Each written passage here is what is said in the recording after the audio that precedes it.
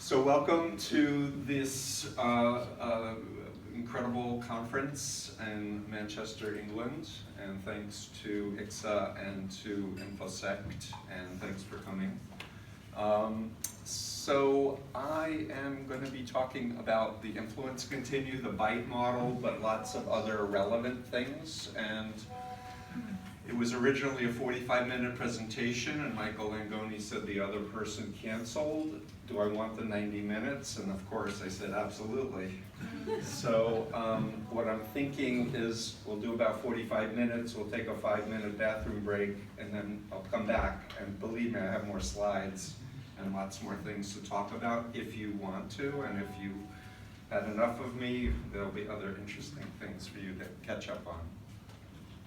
I wanted to start with an important slide. This is for the mental health professionals of the world. This is from the American Psychiatric Association Diagnostic Statistical Manual. And this phenomenon of dissociative disorders not otherwise specified describes coercive persuasion. I will read. Individuals who have been subjected to intense coercive persuasion, for example, brainwashing, thought reform, indoctrination while captive, torture, long-term political imprisonment, recruitment by sects/cults, or by terror organizations, may present with prolonged changes in or conscious questioning of their identity. So the Moonies and Scientology and many other cults have said for a long time to its members, like, there's no science to brainwashing and mind control. It's not real. It's a myth made up by detractors. And this has been in the American Psychiatric Association for many, many years. I believe it was DSM-3, then 4, and now it's 5.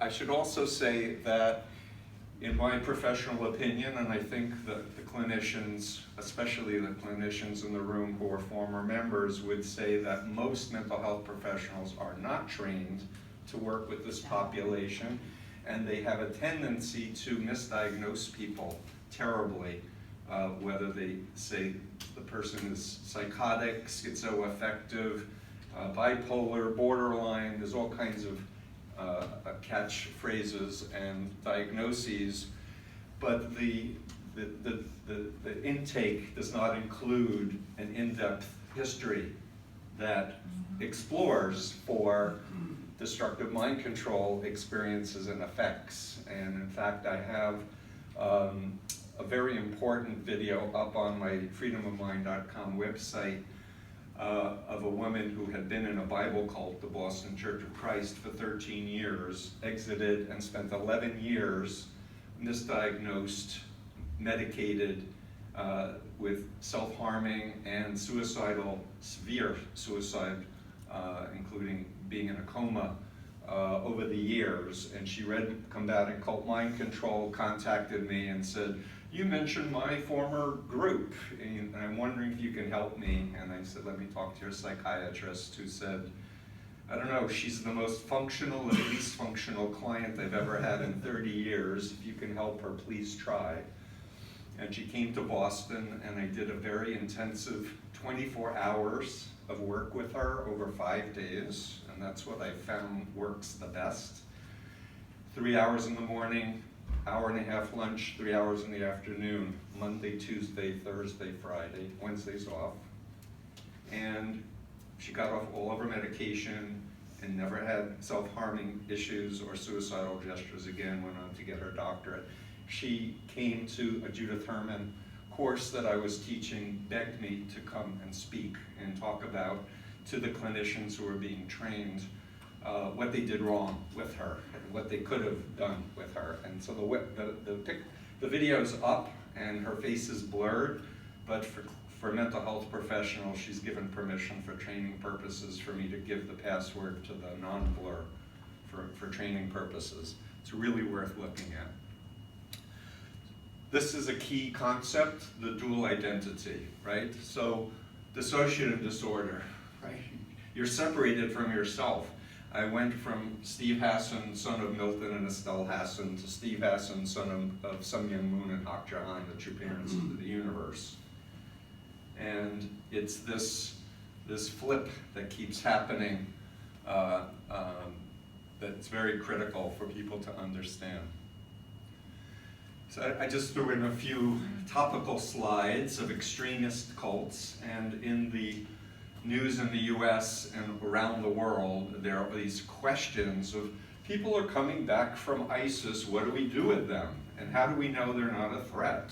It's like they need psychoeducation and they need specialized intervention, and then they can be functional, and then they won't be a threat, in my professional opinion. But governments around the world still have not understood brainwashing and mind control. So the other big field, and I don't know who was in the Robin Boyle lecture on, oh hi Robin, great talk about NXIVM, the cult leader Keith Raniere, I have a slide on him later, was convicted of sex trafficking. This creep has a book on Amazon on how to be a pimp and how to brainwash the hose, that's his terminology. And so these people are teaching other people how to victimize. In other words, how to start a cult, a sex cult.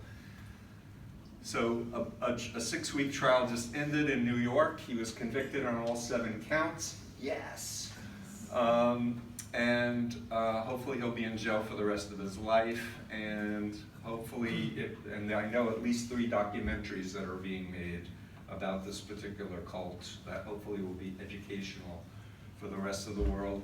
There was a billionaire heiress, Claire and Sarah Bronfman in it, Allison Mack, the actress in it. They were branding women by their genitals with a cauterizing pen with no anesthesia, and he was found guilty. When I was first approached about trafficking, I said, well, I work with people in the Children of God, and he had his women be happy hookers for Jesus and was encouraging molestation of children in that cult. He was a pedophile, he's dead. But I have a theory, as yet unproven, that people would run away from this cult, be homeless, they didn't have education, they'd be picked up by pimps, and then they would teach the pimps how it was done in the cult. So a lot of pimps are using religious themes in their indoctrination. So this is what used to be 43 years ago when I got out of the Moonies, the $64,000 question. Now it's a $2 million question at least, maybe $4 million. But how would anyone know if they were under mind control? See the dual identity. Right, but I mean, when I was in the Moonies, I didn't believe I was brainwashed or mind controlled, right? And my family told me I was brainwashed. They told me I was in a cult, but I thought they were brainwashed by the communist media, right? And I felt in control. I was lecturing on Fifth Avenue to very high status individuals, recruiting them into the cult. So this is a very important question, and that's partly what I'm going to be talking about today. I will come back. There's actually a formula that I believe is necessary to answer that question adequately for anybody. I asked this question in Combating Cult Mind Control, for those of you who've read it. I don't know if you remember that question, but it's a biggie. So, I don't know if you're aware, but I've been involved with a forensic think tank at Harvard Medical School for the last 3 years called the Program in Psychiatry and the Law. And I go every Wednesday. The meetings are 11 to 12. Attorney Doug Brooks, who's helped victims of MLMs, came and gave a talk for us, and I've invited Marcy Hamilton came and gave a talk for us. But I've been educating the psychiatrists and psychologists and attorneys about undue influence with the espoused agenda that I want to influence them to help me change the legal system's understanding of mind control. and update it. So it's been a very interesting process, and one of my mentors, Thomas Gutile, is actually the international expert on testamentary capacity, which is the primary application of undue influence legal status, and that has to do with wills and testaments and somebody being taken over by a caregiver and giving all their money and property to the caregiver rather than the rightful heirs. And he actually told me about a case where a lawyer hired him to evaluate a young Mooney, the guy who was in the same cult that I was in, who had gotten a big inheritance from, I think, a grandparent. And the lawyer was hoping to have him be an expert witness to say that he was not of his right mind to give these millions of dollars to the cult. But he basically said, this is a quote, aside from some funky stuff with his abstract reasoning, I told the lawyer I couldn't feel comfortable testifying that he was incapable of making his own decisions. And it speaks to such the low bar and a low structure of the legal system for measuring competency. So what week is it? What's your name? And no awareness about undue influence as a process of what it is, etc. I'm going to be presenting in a couple of weeks in Rome at a very prestigious organization called the International Academy for Law and Mental Health. And I had the opportunity to speak in Prague at their last Congress and presented the material that's in here. I'm presenting in 2 weeks a forensic, a proposal for a new model for evaluating forensically undue influence.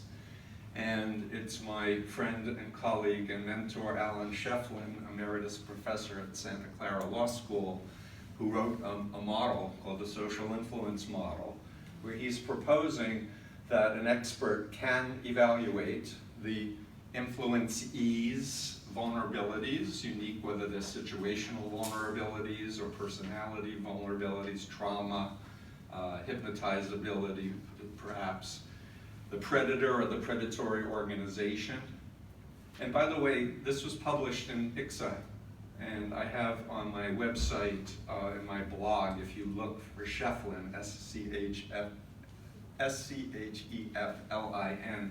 you can see a video of Alan and I giving a talk at an ICSA in Montreal, and also a link to the article itself. It's a really well-written article. I highly recommend it. But within the methods of influencing of the predator to the target or the influencee, Lifton and Singer's model and the bite model are to be, I believe, helpful tools for an expert to evaluate. How many people have seen my influence continuum? Not that many, a few. So,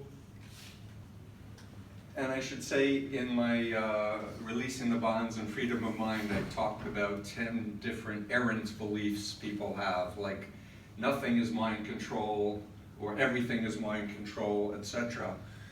But this is a model that I am finding is very useful for people to organize their thinking around due influence, or ethical influence, and undue influence. And that it's a continuum or a spectrum. It's not black and white, all or nothing, but there can be gradations. But themes like respecting the person's unique self, right? And their freedom to have informed consent if they're going to get involved with an organization, to know what in advance, who they are, what they believe, and what's going to happen to them before they're pressured into a commitment, and asked to sign an NDA ahead of the process, where it honors conscience, love, like real love, like Mooney love and cult love is conditional love. Like, we'll love you if you do what we tell you to do, but it's not real love. It's more like this praise and love bombing and artificial stuff. And we organized this spectrum with, as you can see, individuals, leaders, and organizations, just thematically. And trust me, this can be improved. I'm counting on you guys to improve what I'm presenting today. But, you know, most predators are narcissistic, psychopathological, malignant narcissists. They're elitist, grandiose, they're secretive, deceptive. They want loyalty and obedience above all else. Sounds familiar? Yes, it does. Authoritarian structure, ends justify the means, preserve their own power. Again, thematically, does this make sense?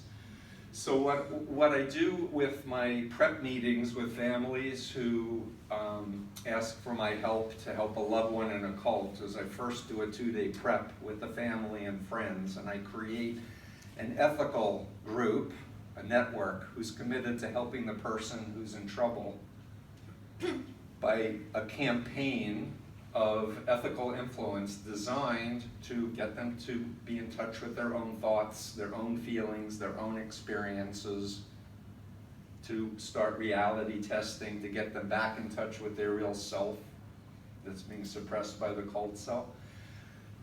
This influence process wants to create a clone self that's in the image of the cult leader or the pimp or the totalist terrorist group. Does that make sense?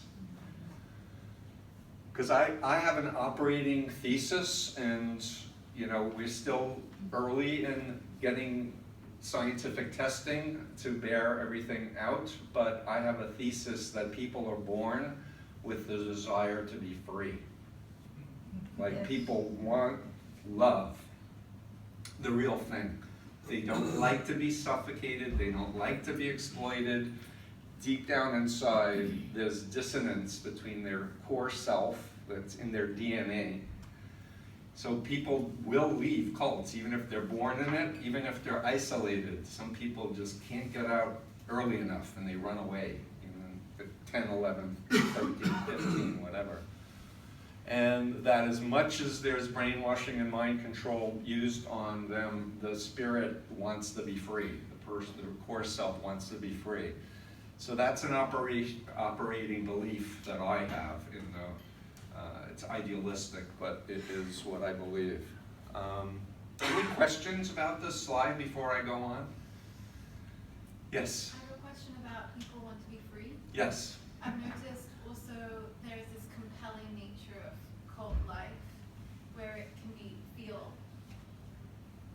can feel fun at first or exciting, or it can feel safe to know that there are bounds and rules. Yeah. And there is something compelling about being in a cult.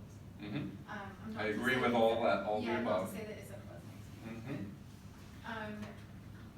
Could you speak a bit about that? Sure. About how that conflicts? Sure, and I don't know if Yuval Laor is in the room, but he has a doctoral dissertation. He's writing a book on fervor and awe, about emotional states that he thinks are central to the mind control allure of predators and predatory organizations. And I think this is a very important piece of that effect.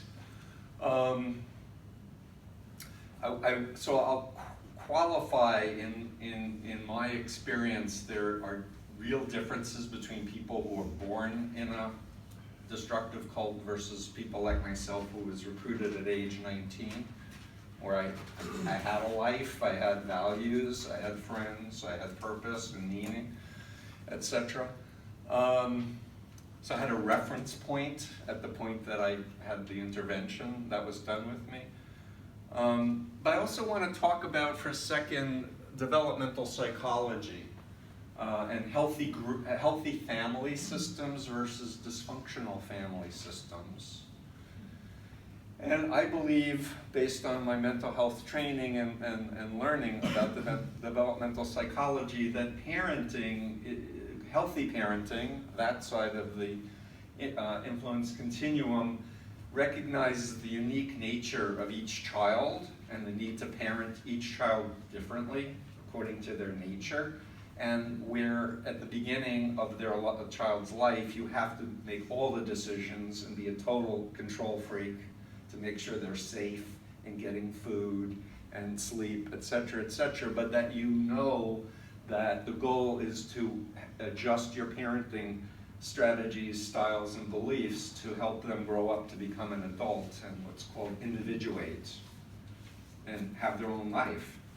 Whereas the dysfunctional side is, and which includes corporal punishment. I have a slide later about a very important book on the destructive impact of corporal punishment on the brain.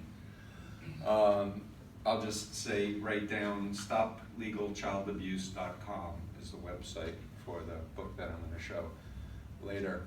But in unhealthy families, it's like, do what I say or else I'll beat the crap out of you to the kids. And you're going to be like me. You're going to be a lawyer, you know, or you're going to be like me. You're going to stay in this religion that we raised you in because it's the one true church or whatever. And so those are a few points I wanted to make. I also have done work with people on the autism spectrum who are atypical neurologically, and they have trouble reading social cues, they have a high degree of anxiety in social situations, and they love cults because they're set, prescribed rules and instant friends that in the cases that I've done with people on the spectrum, one of the keys was realizing the people aren't their real friends, and that it's conditional affection based on being an obedient slave, and pointing out. Basically, in my experience, destructive cults suck. They don't produce what they promise. In the beginning, that's what, you know, the honeymoon phase where people are projecting love to the leader, and oh my goodness, there's hope. You know, there's a solution to all of this, whether the aliens are going to come down in a spaceship and take you away, or Jesus is going to come and everything's going to be wiped clean. There's some narrative of, you know, we've got the magic wand, just stick with us and you'll be okay. But it's false. And what happens in a destructive cult, and I'll get into the Lifton, Singer, and Bite model in a second, is that you're constantly being shaped by membership in the destructive cult. And I'm going to be political for a moment. I'm going to quote the former FBI director, James Comey, who said the following, and it's one of the most beautiful expressions of what's known as cognitive dissonance theory, which I'm going to get into in a minute. Thoughts, feelings, behaviors, and our desire as human beings to want to be congruent between our beliefs, our feelings, and our behaviors. He said, when you're sitting in a room and the guy at the head of the table is lying, and you're sitting there going, that's a lie, that's another lie, that's another lie, that's another lie. But you don't call him on it, you don't say anything, and you don't get up and walk out. He said it bends your soul. I was like, he really got it. He knows what he's talking about. You're in an environment and you're like, this isn't right, but you suppress it. Exactly. This, and you get shaped into this cloned identity that's on the surface, and you are taught thought stopping, emotion blocking, all these different techniques to be a good member, but it really bends your soul. So that's my answer. Is that okay? Yeah, that's great. Okay. Ask me more questions. So this is a very simplistic diagram. I have a much more robust diagram in a book that's coming out October 15th, but I'll save that for the end of the talk. But it's important, especially for therapists, if they're doing an intake, like, where is the person? Are they a public Scientologist who goes for courses every once in a while, or did they sign a billion-year contract for the Sea Org? You know, like, where are they in this thing? And people can move around, you know, be demoted, be promoted. Things may differ from country to country, different leader to leader. But if you're really trying to help people, you want to hone in on their direct experience and the experiences that they've had. Any questions about this graphic? Yes, in the back. Yeah, I was just thinking, it was actually to do with the last slide where you had individuals and their leaders. And what I see in some roles is that some of the individuals get kind of promoted, so they're acting in the role as leaders, but they're not leaders, they're kind of in between. So I don't know if everyone heard that, but you were talking about in the individuals, some people would be promoted, and you were asking why or how. What about those people who are being promoted? Yeah, I just find it interesting that some individuals stay as individuals and a few graduate to the leader role. See, I don't believe people stay individuals if they're in a destructive mind control in a group. I think they get this pseudo-identity that takes over. But there is an interesting phenomenon of, out of everybody who comes in, certain people become sub-leaders. Like I became a top American leader in the Moonies. It's like, what about Steve that he wanted to be like the best person he could be? You could say, oh, he was Jewish, he was raised to be the best person he could be, he was taught to save the world and do tikkun olam and repair the world. There's all kinds of theories about, you know, what happens. There was a very interesting book by Flavel Yakeley called The Discipling Dilemma, where he was doing Myers-Briggs personality inventories. I know that it has a mixed reputation, but that's a 16 personality type, introvert, extrovert, etc. And he found in his study that the people who came into the cult with the most similar type as the cult leader, it was easiest for them to progress, and they had the least dissonance between their, this is my words now, the real self and their cult self. So for example, if you're really super introverted and you're in a cult where you're only going to be rewarded if you get a lot of new members in and you have to go on the street and talk to strangers all the time, like you're not going to be as successful as someone who's a natural extrovert and has people skills and etc. Anyway, let's go on. So this is a slide that goes back to the question, how would you know if you were under mind control? And I'm going to take a minute to just say, how many people know about the fundamental attribution error? 1, 2, 3. You better know Ron. Ron's a therapist and has helped endless people get out. So it's probably the single most important principle of social psychology, the fundamental attribution error. 3 big words. It's basically explaining a worldwide phenomenon of a bias. When human beings are trying to understand other human beings, they tend to overestimate the personality or the individual disposition variables, and they underestimate the social, environmental, contextual variables. So why did Steve get in the Moonies? Oh, he was weak, he was stupid, he had a bad family, he didn't have a good religious upbringing. Instead of his girlfriend dumped him, 3 smiling women flirted with him, they lied their face off, and they incrementally spoon-fed him what they thought that he could swallow to get him to an isolated retreat, do sleep deprivation, and on and on. So it's a very important concept though. And when you listen to people who are not educated about cult mind control, you're always hearing them talk about there was something in them, that person who is, I'm pointing at you, Doug, but it's not you. It's that way. I'm sure It's something in them that made them weak, that made them susceptible, and is blaming the victim angle versus, we're human beings and we're susceptible to social influence and influence of authority figures. Let's move on. So I couldn't resist. This was the man that I thought was my true parents, both of them.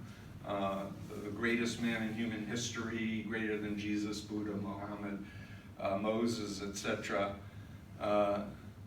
And this is one of the things that he became so famous for, was lining up thousands of men and women and going, you and you, you and you. And you had 5 minutes to decide if you accepted God's choice. And he would do people had to pay for all the suits and dresses, by the way, they were identical. A lot of people didn't even know each other or even speak the same language, but they were indoctrinated to believe that they were going to have God's choice for their perfect mate, and they would have sinless children. And they worked like dogs for years to get the status to be in one of these blessing ceremonies.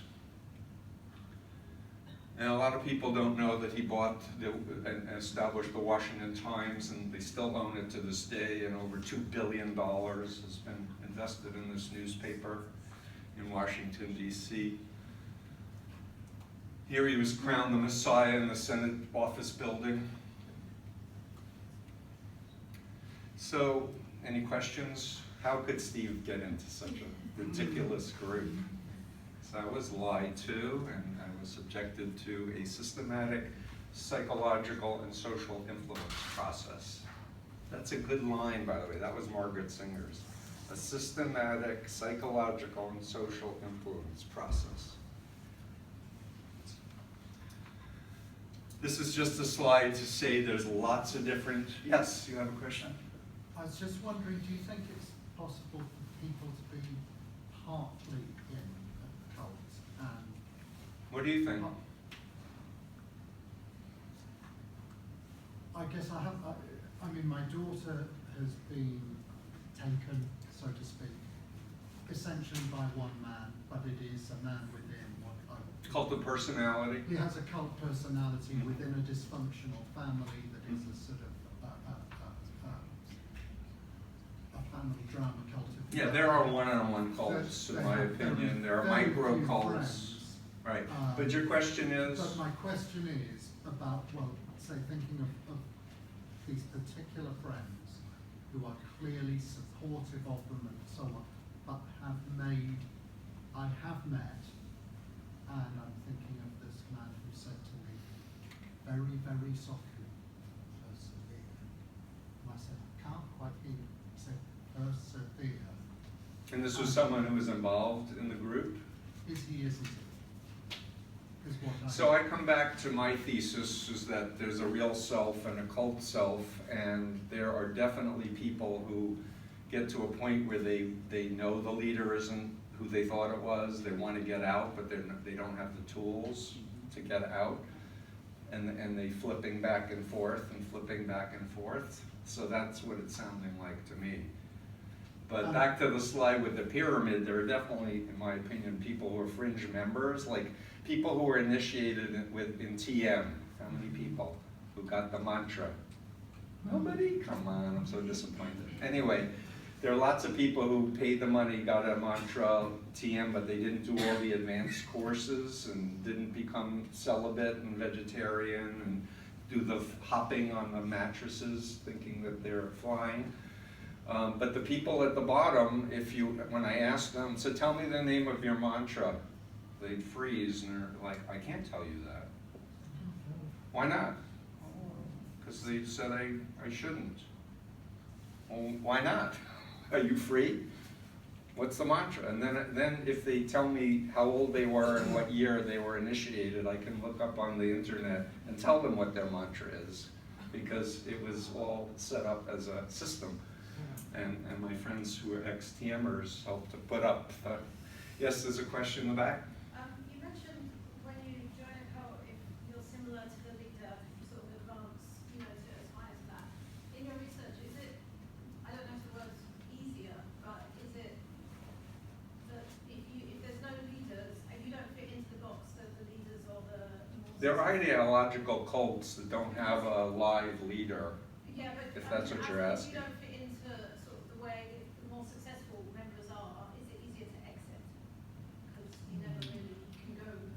Depends. I just wondered if you. No, it depends. I mean, there's a lot. I've learned over the decades, I've been doing this work for 43 years now, I've learned to think in terms of complex systems and not think of people as,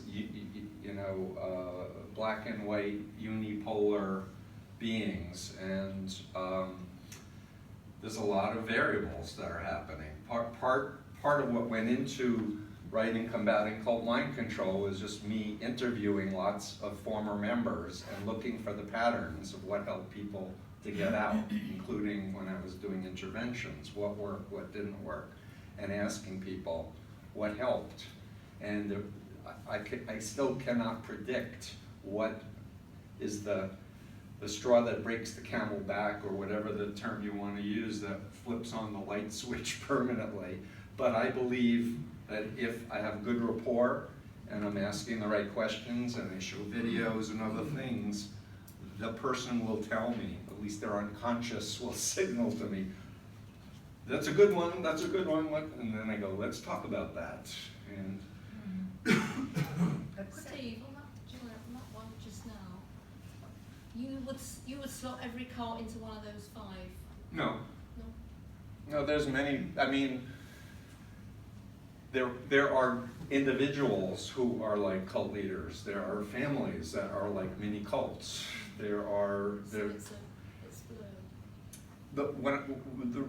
What's significant about this is just people tend to think of religious cults when they hear the word cults. They don't think about large group awareness trainings. They don't think about multi-level marketing. They don't think about terrorist groups.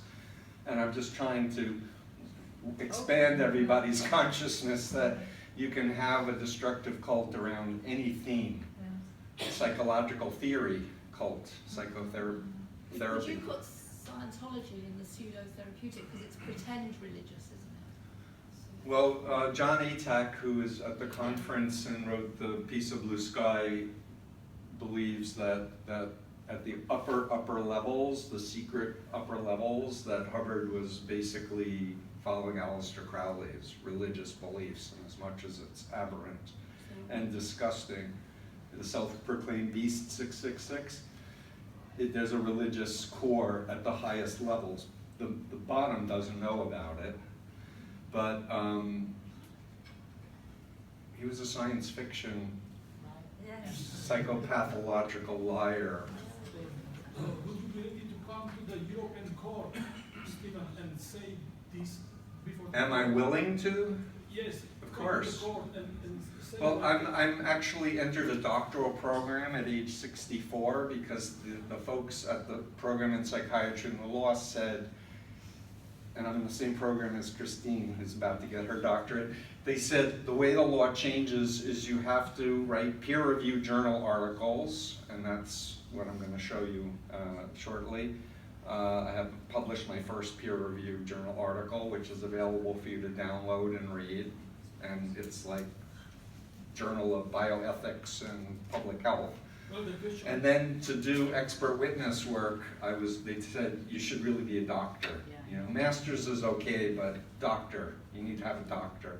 So I'm in a doctoral program and I'm doing quantitative research so that I can have more credibility in courts and legal systems. Yes? So I just wanted to say there was an interesting book by Anna Navala-Lee recently, which was about science fiction, but it also had Hubbard's relationship higher up, you were talking about that later on.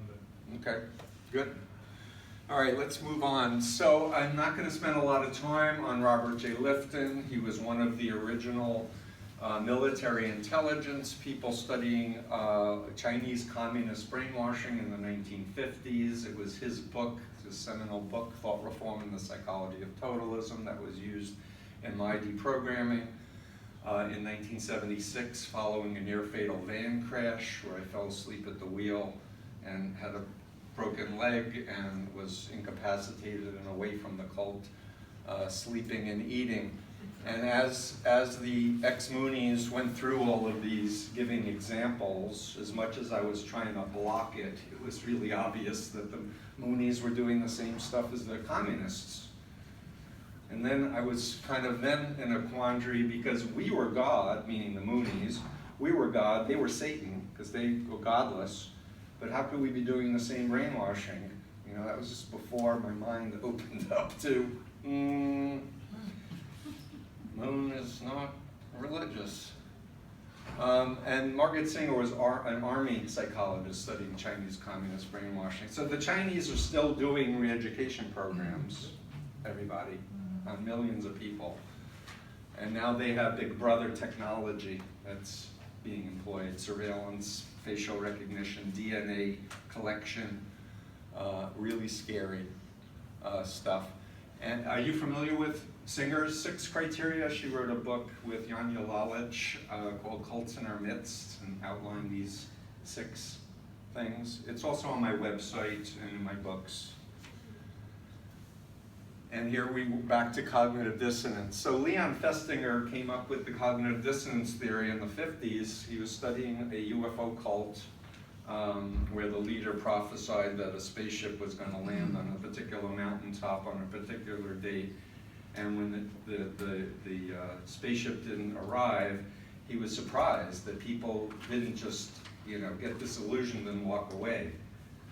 And so he came up with this theory that if you get somebody to do an extreme behavior, the mind bends to justify the behavior, and the emotions bend to align with the behavior. And a belief can shift the behavior. So with the Moonies, for example, in my indoctrination, I was a creative writing major in college. Writing poetry was my thing. And they, very early on in my indoctrination, they said, Steve, do you remember the story in the Bible about Abraham being asked to sacrifice the thing he loved the most, his beloved son, Isaac? And I'm like, yeah. Well, what's your Isaac, Steve? And I was like, I don't know. And then they said, well, we think your poetry is your Isaac. Do you love God more than your poetry? Yeah. Well, there's the garbage can. We would like you to go and get all of your original poetry and put it in the garbage. And Steve did it. Except it didn't come out of the garbage after I did it. They took it away and they got rid of it because they didn't want me connected to the real Steve Hassan. They wanted the Moonie. But by doing that, that really got me a lot deeper into, well, I'm really committed now. I just threw out my life work, like 400 poems. Of course, I wasn't sleeping much at that point. So how did I come up with the bite model? Well, it was an evolution, but it was really difficult to explain Lifton's 8 criteria to people. He was, brilliant, ivory tower academician, and I would need to read his book with a dictionary, and it was not easy to explain it. And when I learned cognitive dissonance theory, I thought, wow, that's an interesting way to organize things, thoughts, feelings, behaviors. And I started thinking about influence in those 3 quadrants, and then I thought there's another thing and then I realized it was about information control, both lying to get people in and propagandizing people who are in and making them afraid of critical information, and former members, and I'll get to the slide with all the other variables of information control. So if you have an original copy of Combating, there's the four components, but then a friend of mine who helped me get people out of the Boston Church of Christ, his name is Buddy Martin, said, Steve, he's from Texas, Steve, you can just rearrange the order and you could call it Bite. People would remember it better. And I went, that's a really good idea. Thanks, buddy. So it's been the Bite model ever since. And people go, why the Bite model? Because you can remember it better. Chomp, chomp, chomp. Behavior control, information control, thought control, and emotional control. So just to I probably should have done a second slide of this. If you think about the influence continuum, and you think about controlling behavior, information, thoughts, and emotions in the slides that I'm going to go through, the more a group does it, the more destructive it is. The less it controls BITE, the healthier it is. So I'm proposing in courts, it's an easier method to explain to judges and juries by going through the laundry list of concerning behaviors to spell out these differences. Does that make sense? Yes. And it's helped a lot of people exit destructive cults just from reading and thinking about it. And I got an email from an ex-Jehovah's Witness from England who had done a whiteboard animation of the Bible model. It's on my website and on my YouTube channel, illustrating the bite model. And he said, your book helped me get out. I want to, produce something that will help others understand it more easily. And it's a beautiful little animation. I don't know if anyone's seen it. I invite you after this presentation to take a look at it.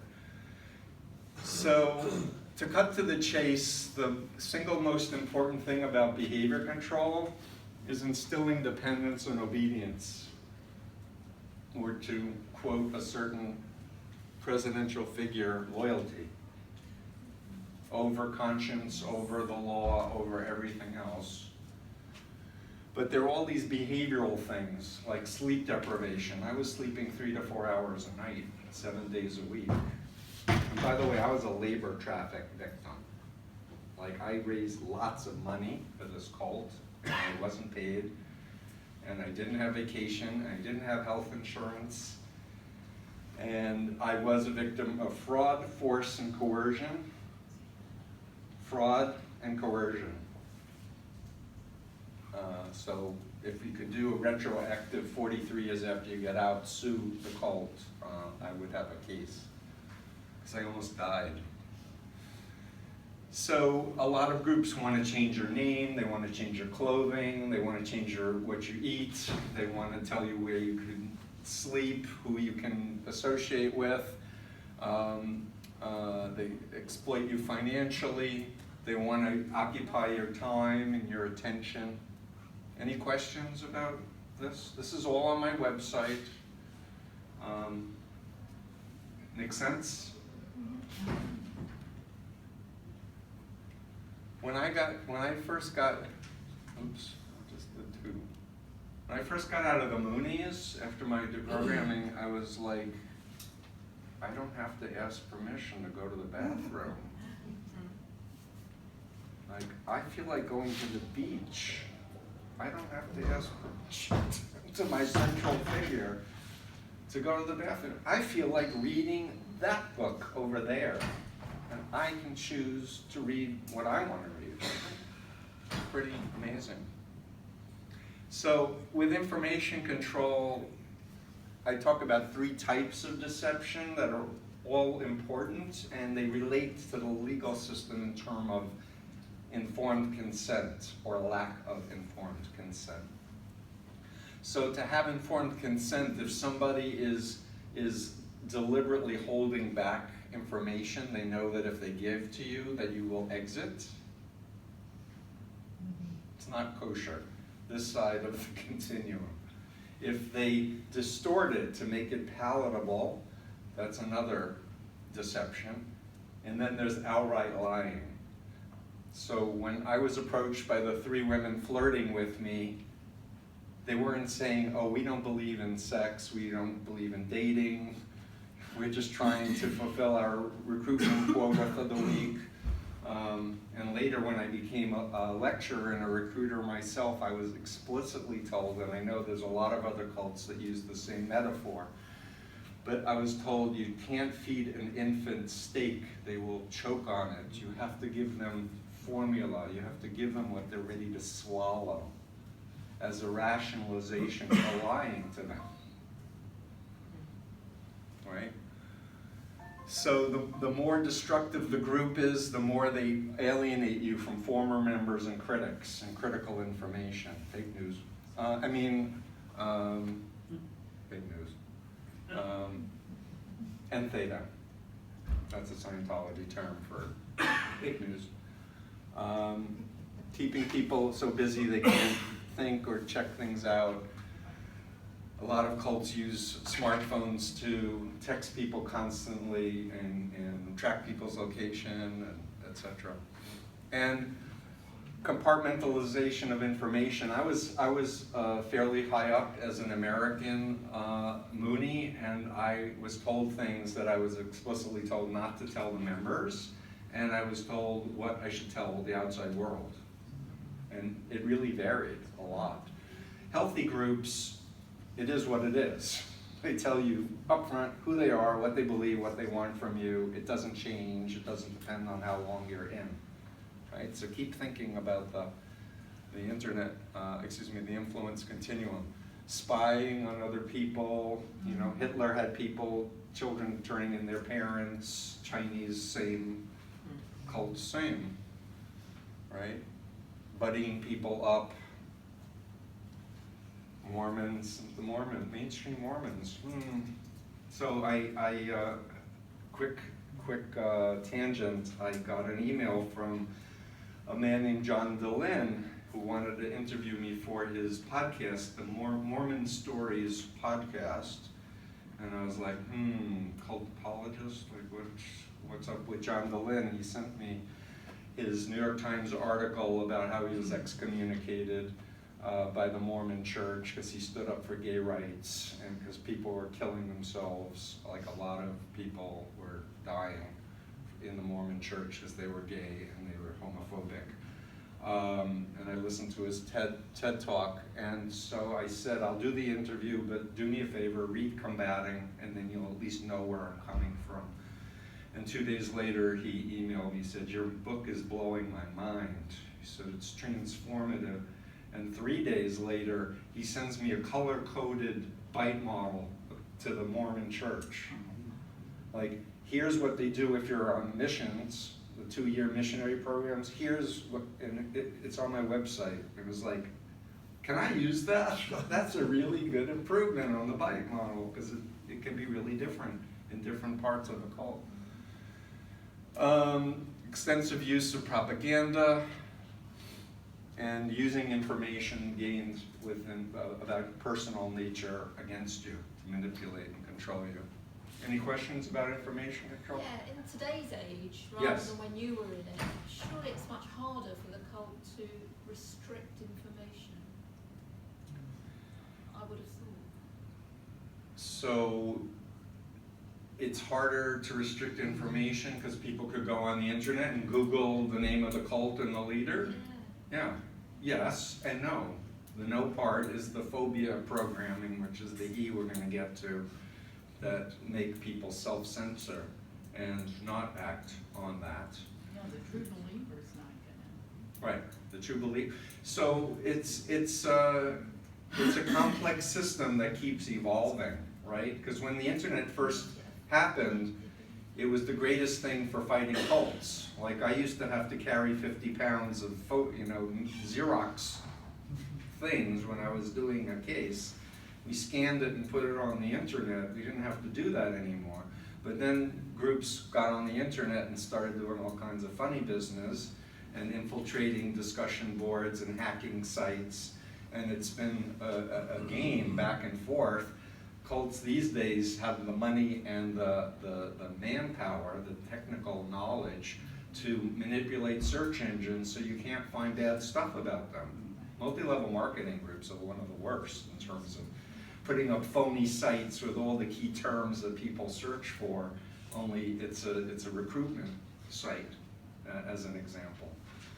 And it's just gonna, and what I also will say is that when I was recruited, and I recruited people in 1974, 5, and 6, we were dependent, I was dependent on getting information directly from people about their past, like what would make them tick and how to pitch the group.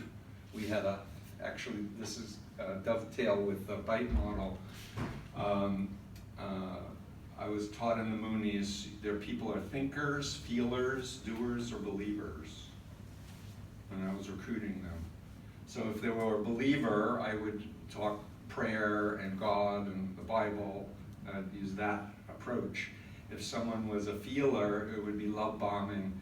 Sister, we love you. Come to join the family. We're all together, etc. So there would be a change. But these days, you can go on the dark web and buy information about people.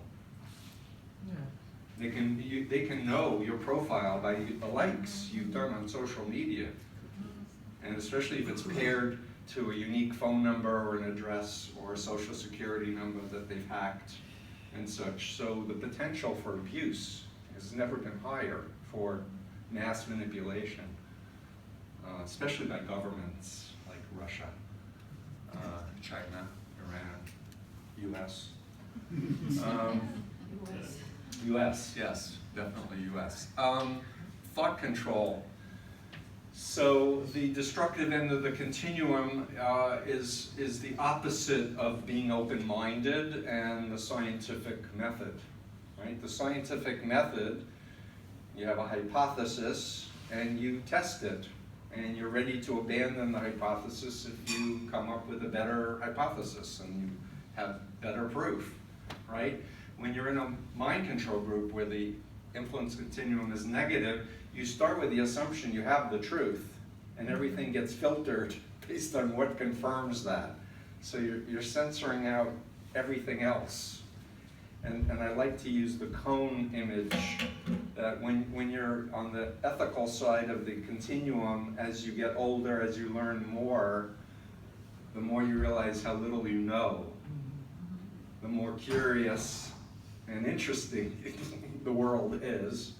But when you're in an ideological totalist mind control cult that has the truth, you start like this, and the longer you're in it, it gets narrower and narrower and narrower. You learn less and less and less, and it's suffocating. So the black and white, all or nothing, good versus evil, the map equals what reality is, the loaded language, the buzzwords that make you stop questioning. Words on the ethical side of the continuum should expand your life, not condense it or make it smaller.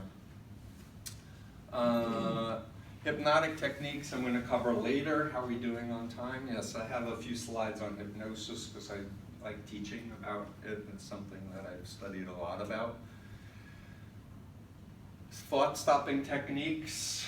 So that's a behavior modification technique. It can be used in a therapeutic context on the ethical side of the continuum. If someone's coming in to a therapist and they're depressed, then the therapist might teach them to start monitoring their thoughts and all their negative self-talk. And life stinks, and I'm ugly, and life is hopeless. Teaching them to stop saying the negative things to themselves and say a positive thing, like life is a journey, I'm learning more every day, I'm a good person, life's going to get better. But by thinking that thought, it's, again, the cognitive dissonance effect. Thinking the thought, it changes your feeling and it changes your behavior. So it can be done ethically. Cults use it to turn off any doubts or questions against the leader, the doctrine, or the organization. Does that make sense, what I'm saying? So I'll give you a quick example. My father, God bless him, he read in the newspaper that the Moonies had an M16 gun factory. I was raised Jewish. He thought, now I have the proof. He calls me up, I'm in the Mooney Center. He says, Steve, what kind of messiah has an M16 gun factory? Right? His intention was to get me to think and to question. But the way he delivered the message, I started immediately doing crush Satan, Glory to heaven, peace on earth. Glory to heaven, peace on earth. True parents, true parents, true parents. And so he would repeat it louder, and I would repeat it louder in my mind. So by the time I got off the phone, I was convinced Satan had invaded him, and I should block all contact with him because he was taken over by evil. But he was a loving parent trying to wake his kid up. Yes? What would have been a good way to speak to you? Great question. Did you hear that question? What would have been a good way? So what would have worked is the following. He would say something like, hey Steve, I need your help. Long silence. Yeah, what's up, Dad? I'm demonstrating the way I would coach him if I could transport myself back in time, 44, 45 years. I need your help. Well, you know the neighbor down the block? Yes. Well, he brought something to my attention, and I don't know whether it's real or isn't real, and I really would like your help to figure out. And then long silence. Then it would really get my motivation up. Okay, well, what was it? Well, there seems to be an article in the newspaper about M16 gun factory. What do you mean M16 gun factory? Long silence. So you understand the silence is what you want people to think, right? One of the biggest errors people make is they're barraging the person in the cult, and they're not asking questions. They're making statements or judgments. So what are you talking about, M16 gun factory? Well, according to this article, the unification movement has an M16 gun factory in Korea. And I would have gone, what? What are you talking about? We don't have an M16 gun factory in Korea. And then he would say, well, I'm relieved to hear that. But how could a newspaper write an article like that? Like, wouldn't your group want to sue them if it's not true? Right? So you'd be like asking the questions, pacing it, da-da-da-da-da. Yes, but don't you think then comes the process? Well, you feel you might be wrong in some places, and then you also deny it, because it's so huge. All of a sudden, So it would, if I could be coaching my own parents on how to help Steve, I also would have told them to go to Mooney lectures. Like back then, people were so afraid of being brainwashed. The rule was never go, because you're going to validate the cult and stuff. It's not what I recommend to my clients. I coach them with former members to know what to expect and what kinds of things to point out, right? But you want to have engagement, in my opinion, to help people. But I would have gone to the leader, they would have said, no, we don't have, and then I would have told my father, and then he'd say, well, this is really curious. Can I stop by with the paper? And then you can share it with your leader. Because I would really like to have an answer to tell the neighbor. Like what is, not that I'm questioning it, I'm Milton Hassan, your father, is questioning. Because you don't want the group to label him as satanic, right? He's just trying to help, do good PR for the cult. Does that make sense?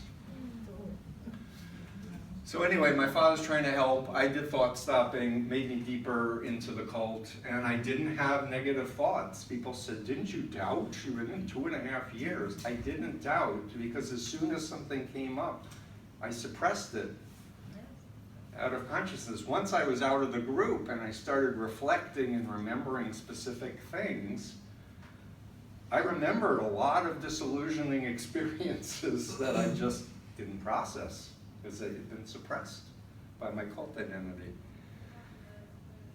And there's no other belief system or church, like if you're in a Bible cult, all other churches are dead and unspiritual and taken over by Satan, you know, like no hope if you leave our group. And emotional control includes making people feel special, you're feeling elite, like you're wonderful, and praised a lot, and that's great for a while, especially in the beginning. But the universal mind control technique is what I call phobia indoctrination. And in trafficking and terrorist groups, it's not just phobias in many cases, but they might kill you, or stab you, or brand you. So that's a real difference between an irrational fear and a rational fear. But in the mind of someone under mind control, they can't imagine being out of the group happy and fulfilled. They can't. So my personal example, when I was out for 4 years and learning about phobias, I was trying to remember, so how did they get me so afraid of Satan and evil entities? And then I remembered that Moon had rented a theater in Greenwich Village, brought 100 members to watch The Exorcist movie. We were brought up to Tarrytown, and Moon gave a lecture about how God made The Exorcist. This movie is a prophecy of what will happen if you leave the Unification Church. And if you believe he's the greatest spiritual being in human history, 10 times greater than Jesus or Buddha or whatever, he's telling you The Exorcist is a prophecy of what will happen if you leave, at least I accepted it. Yes? Yes, Stephen, just also Islamist terrorism use phobia a lot, just to tell you.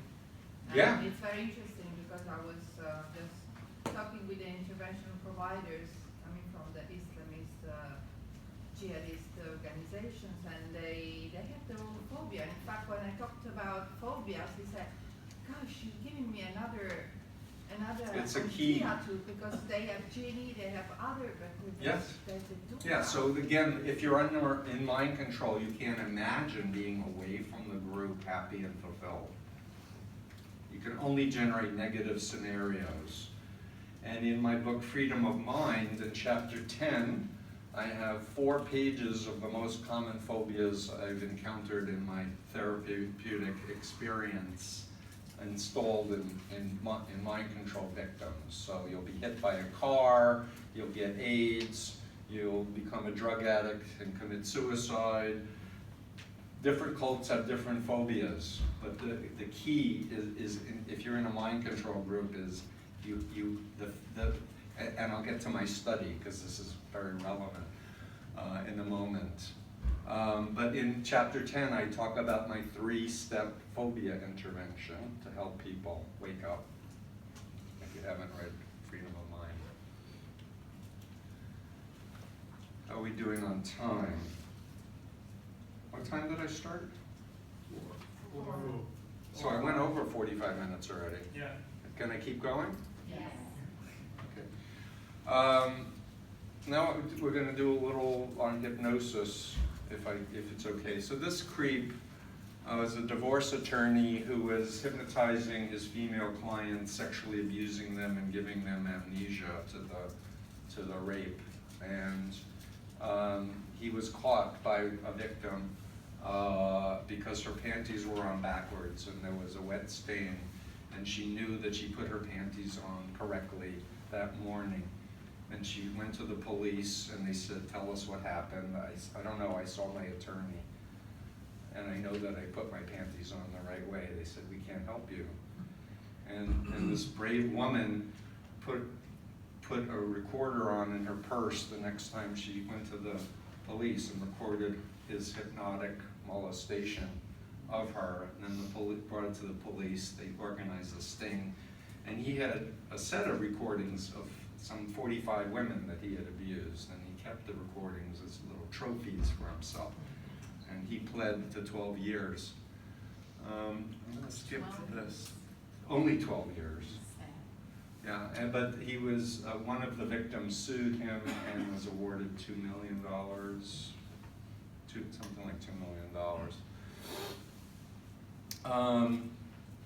So it was about 4 years after I got out of the group, and I saw a hypnotist doing a trance, and I went, that's really familiar. And because all of the persuasion literature, attitude change, thought reform literature was still missing something really important about mind control. And when I saw this demonstration of trance, I thought back to my experience in the Moonies, where I was not explicitly told that I'm going to be hypnotizing people, but I was told things like, Steve, the eyes are the windows of the soul, and if you really want to connect with somebody's soul, you should look 3 inches into their eyes. And the brother said, like, imagine a point where your fingers intersect in your skull, and you look at that point in somebody's head. So I would be looking through people, and they'd feel really mystical, you know, like, what? Because it's not normal eye contact, right? It just isn't. And either you avert your gaze and run for the hills, or if you like the person and they're complimenting you, you wind up going into an altered state. You can also stare at a point on the wall or on a flame or recite a mantra over and over. There are different ways of focusing attention. So trance is not sleep, it's a focusing or narrowing of attention. But what's important to know about it is your critical analytic cortex goes offline and things just start flowing in. And when I was, give me one more second, and then when I was being groomed as a leader, I was told to sit in the lecture hall and just pray as the brother was giving the divine principle lectures, and pray that God opens your heart and opens your mind so that you can speak like him. Right? So I would be praying, and then I'd talk like this in the Mooney lecture.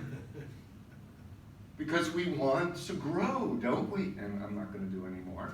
But it was behavioral modeling, it was how I was taught. It was not explicit.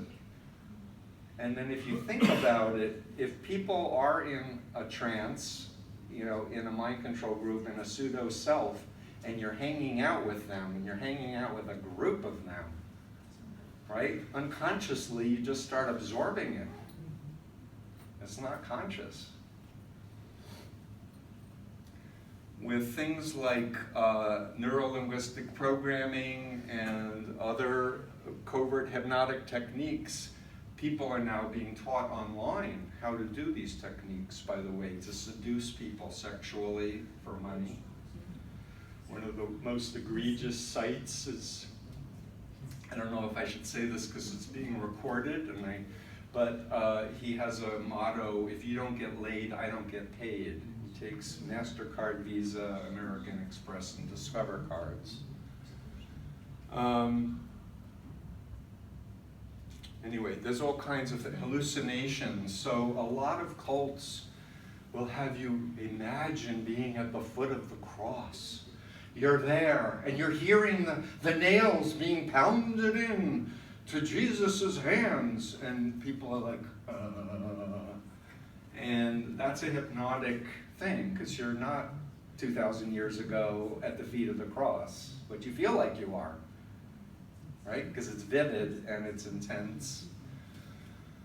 Or showing scenes from Hollywood movies like Armageddon. The World Mission Society Church of God, a Korean apocalyptic cult, likes to show scenes from, you know, with cataclysmic earthquakes and tidal waves and everything before they baptize you on the first night.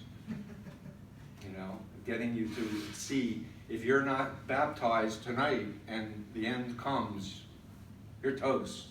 With all, and all this demonic imagery and everything else. What about the time distortion? Time distortion, so time distortion can, something fast can slow down, or something that is slow Huh? Total loss of notion of time, or total You can be. absence? So what I wanna bring your mind back to the influence continuum. Trance states are not bad. They're a normal part of the human experience, right? But the question is, are you in control of your own mind? No. Is the locus of control in here, or is it external locus of control in the cult or in the cult identity? So for example, I'm a really good free throw shooter in basketball. I've been taught to get rid of any distractions, verbal, auditory, trash talk, people walking behind, whatever. I can imagine the rim getting bigger. I can see the ball going out of my hand. I have a one-handed shot. Arcing it over the top and going through. And the really good sports people know how to go into trance. They go in the zone, and they can speed up faster than everybody else. Yes? You use it for childbirth. When you're having a baby, they teach you how to focus in one place so that you can do that without drugs. Good point. I actually had the blessing of being asked by a close friend when she was giving birth to be with her. And she asked me to do trance with her in between contractions. And they had a baby monitor on, and the nurses were like, how can you get so relaxed in between the things? She wound up needing a cesarean. I was in the operating room talking with her about walking through the fields of flowers as I'm watching Sam getting born. He's now 34 years old. But, huh? It's just that time distortion means that you are out of time and that it is your pseudo self you refer to. It's in action. You are not anymore yourself, actually. Or not so aware. time is a aware. construction, right? We have a clock, and we artificially, parse it out in terms of things. But I'm talking the subjective thing is that you can spend a week and it will feel like 5 minutes, or you're in a lecture and you hate it and you can't get out fast enough, right? So I mean, it can go both ways.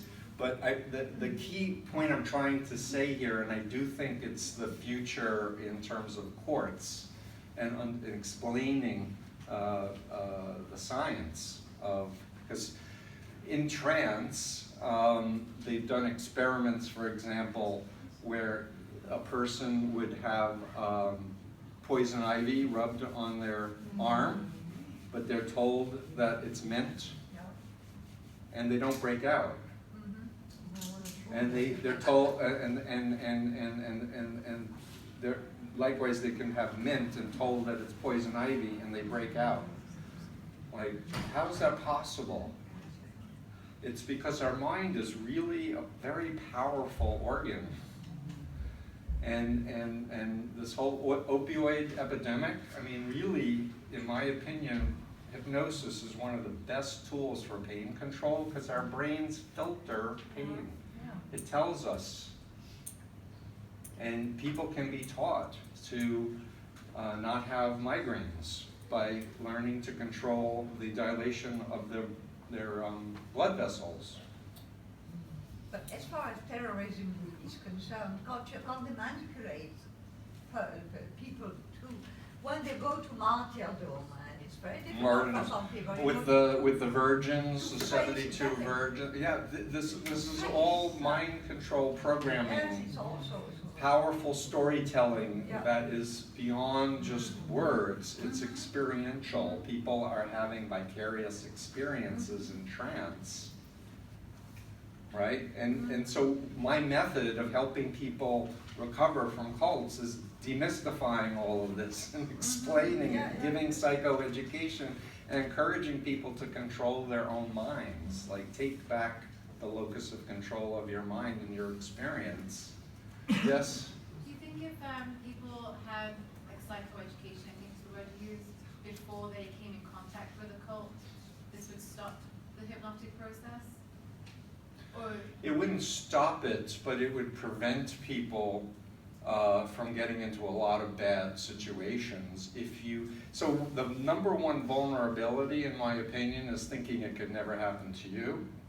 You're too smart, or you're street savvy. Like, I had bicycle across the country when I was 16, and I worked in my father's hardware store, and my father taught me, you can tell if people are lying by their eyes. Like, if they're shifty, they're lying to you. And then I meet these women who were smiling at me, and they were looking me right in the eye and lying their face off. And it went right, they weren't lying, because they weren't shifty.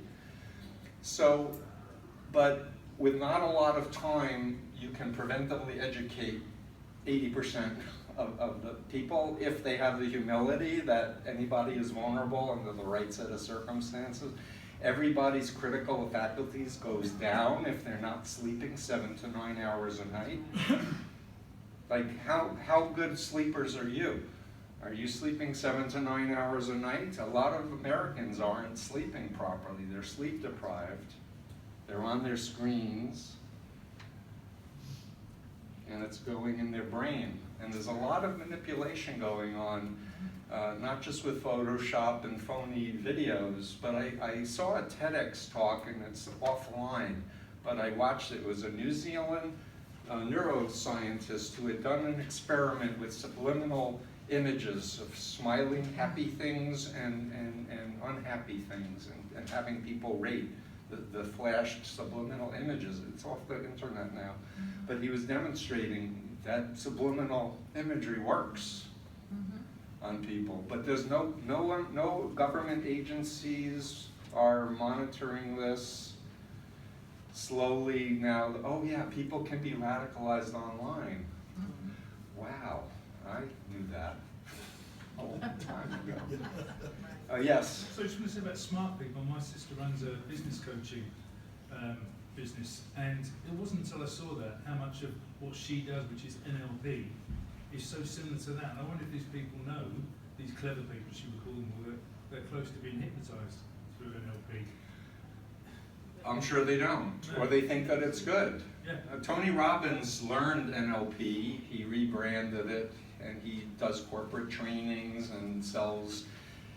If you want to be upset, watch the Netflix documentary, Tony Robbins, I Am Not Your Guru, and you can see his 6-day, 12-hour-a-day workshop, where he has all of it, a lot of former members volunteering to help all these people. They paid $5,000, and it's a study in a mind control LGAT, and the title came from his intervention with a woman who was born in the Children of God.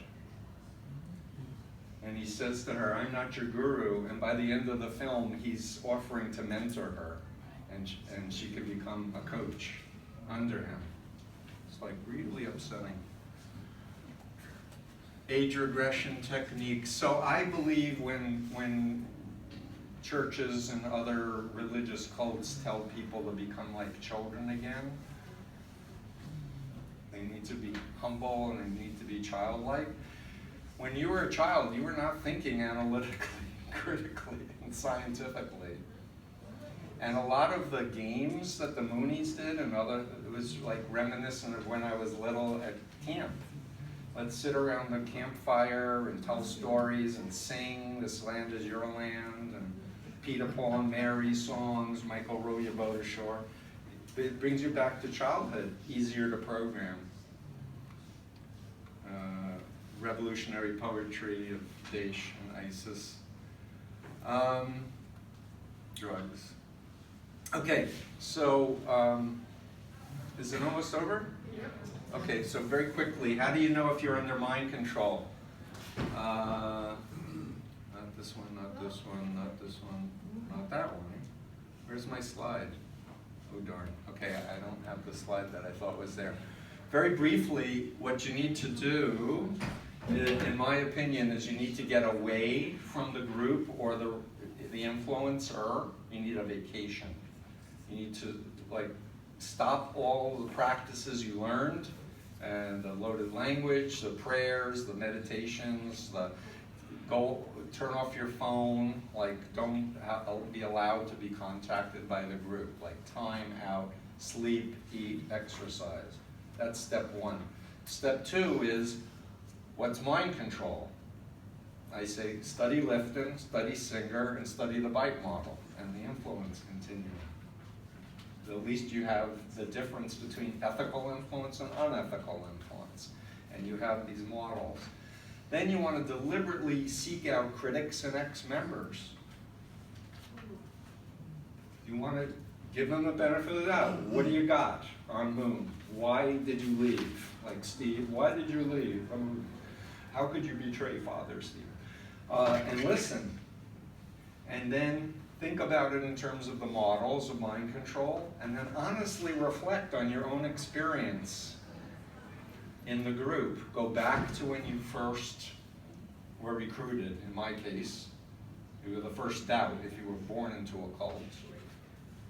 And say, answer this question: if I knew then what I know now, would I have joined? Would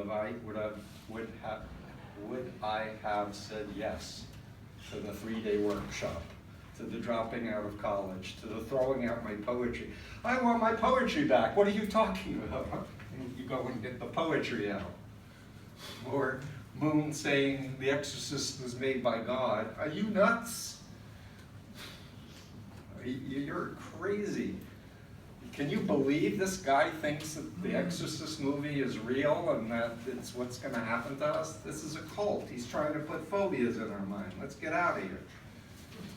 Right? Because you want to get rid of a cult identity, right? You don't want to just flip out. You want to reclaim your mind and your own personal integrity. Because you got in because you didn't understand mind control. You didn't understand what was going on with this group. It was a psychological social influence campaign. And I encourage my clients to have a toolbox so that they can learn to trust themselves, know how to test whether people are trustworthy, to undo triggers. When I first got out of the cult and people would say, hey Steve, did you see the moon last night? I would be triggered back in the cult. I'd see him. You know, I had to say, what did I used to think when someone said, did you see the moon last night? Before I met the Moonies, I'd see the moon, the thing, the satellite that goes around the Earth. I had to reprogram my mind to have the correct association to the word. Then people could say moon, and I think of the moon. Likewise, I needed to recode the cult leader. Right? So I needed to take him off the big stage where I'm kneeling, and I needed to shrink him and put him behind bars way before he was convicted and a felon. I had to think of him as Mr. Moon. Right? I had to do these mind control techniques so that it wasn't imposing on me anymore. And by having a toolbox, good therapists will do psychoeducation, and you'll learn about the parallels with other cults, and you'll process your experience and get better. And I think we're running out of time. So be in your body, that's another key thing. If you have a dissociative disorder, you're not in your body, in the here and now. I'm a big fan of massage. And we're done? Okay. Thank you very much, everybody.